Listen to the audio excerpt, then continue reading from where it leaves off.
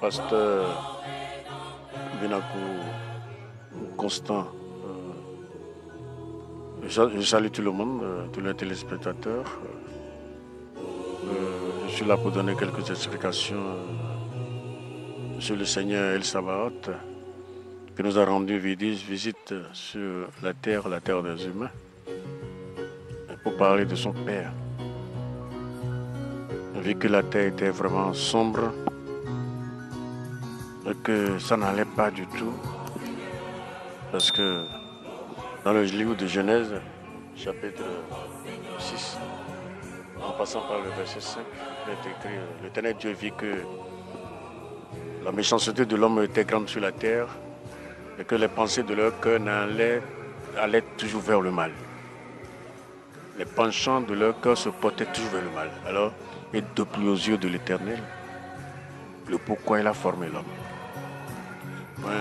À la création, dans le livre de Genèse, chapitre 1, verset 26, il dit « Faisons l'homme à notre image ». Et tout de suite, il a une réaction. La réaction de la troisième personne de la Sainte Trinité, de l'Esprit Saint, qui ne fait que prophétiser. L'homme péchera. L'homme ne te respectera pas comme les anges. Il a donné cette prophétie. La deuxième personne qui est le Seigneur Jésus-Christ s'est levé. Il n'était pas encore Jésus en ce temps-là, mais il a dit fais-le. Comme tu l'as dit, fais-le. J'irai plus tard les sauver. C'est ça son histoire. Rapidement, il a eu le déluge parce que Dieu est radical sur sa décision. Il a vu que la méchanceté de l'homme continue toujours de grandissant. Il a exterminé la première terre. Vous suivez bien. Donc, cette fois-ci encore, je pense que c'est la même chose qui veut arriver, qui s'apprête à arriver. Et que celui qui a donné l'ordre de faire l'homme et qu'il ira les sauver, il a demandé à ce que son père lui donne un corps. Ce corps lui a été prêté dans le ventre de la mère Marie, qui est une mère très gentille. Il est venu habiter ce corps-là pour prêcher au monde. C'était ça.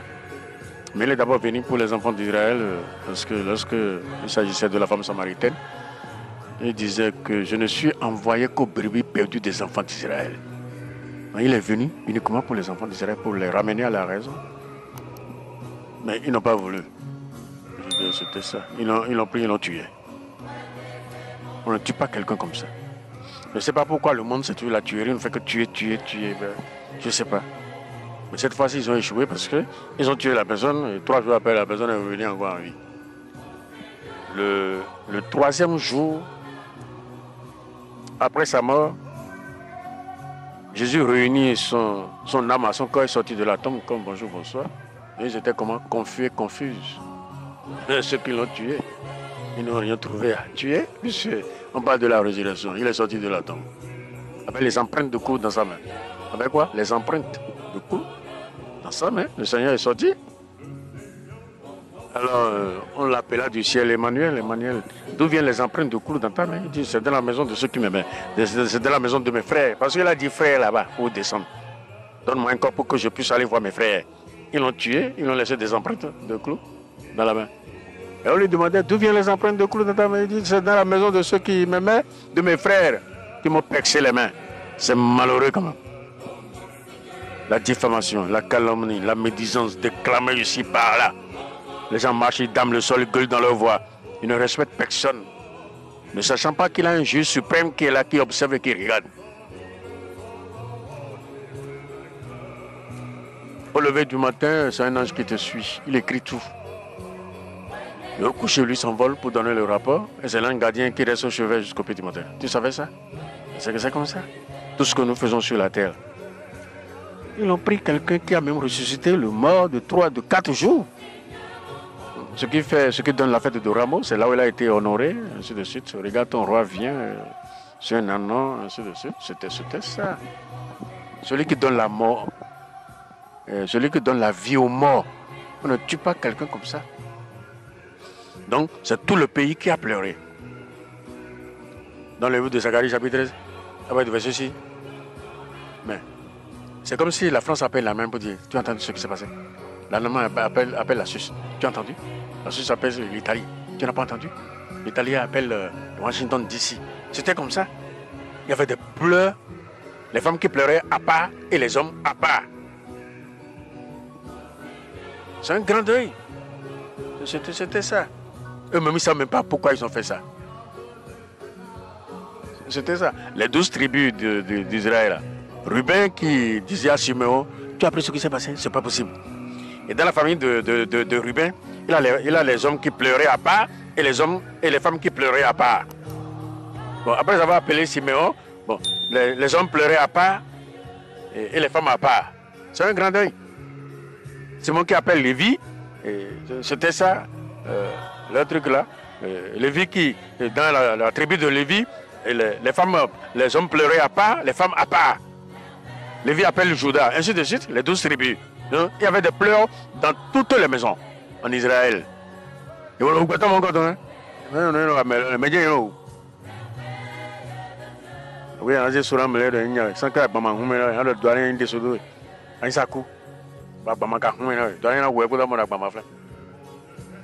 Ouais, ça, tout ça là, c'est à corriger. C'est pas bon, on fait pas ça. On renverse pas le sang. Mais moi, je suis content parce que cette fois-ci, ils ont tué quelqu'un, c'est ça, non? Un prophète. Il disait qu'il est prophète, c'est ça, non? Ils l'ont tué, ils l'ont crucifié. Alors que c'est les bandits, les voleurs, les brigands, les assassins qu'on crucifie. Ils l'ont crucifié sur le bois de croix. Mais le troisième jour, le monsieur a réuni son âme, son corps, bien dépouillé, et sorti de la tombe comme bonjour, bonsoir. Et les anges que Marie-Madeleine a rencontrés dans la tombe lui faisaient comprendre que pourquoi cherches-tu le vivant d'entre les morts? Il est déjà sorti, il est déjà réveillé, il est déjà parti. C'est malheureux. C'est ça la résurrection. Il va falloir que ça cesse. La méchanceté, la tuerie. On donne la mort à qui ne mérite pas. Les faux jugements. Les gens sont en prison, ils n'ont rien fait.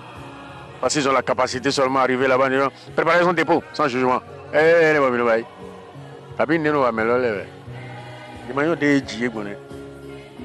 Leur sommeil est tranchant comme une épée à double tranchant. Leur penchant, c'est les mauvais penchants du cœur. Et ils conçoivent le mal, c'est-à-dire construisent le mal. Et le matin, ils le repensent sur les humains. C'est pas possible, il va falloir que ça cesse. Mais cette fois-ci là, tout le monde...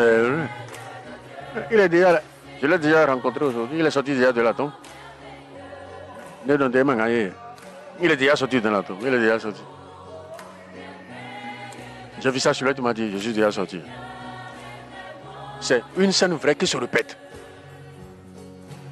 C'est une vérité qui se répète. Et il revient. Chaque année, il revient, il remonte la scène. Parce que cela l'a fait mal. Comment est-ce qu'on peut tuer un innocent qui est venu pour vous aider? Parce que les pharisiens, les sadducéens n'ont pas la capacité de marcher sur les eaux, de donner la vie aux morts, de chasser les démons. Vous voyez ça? Voilà. Au lieu de suivre la personne, de rester à côté de lui, peut-être une partie de sa force peut venir vers vous.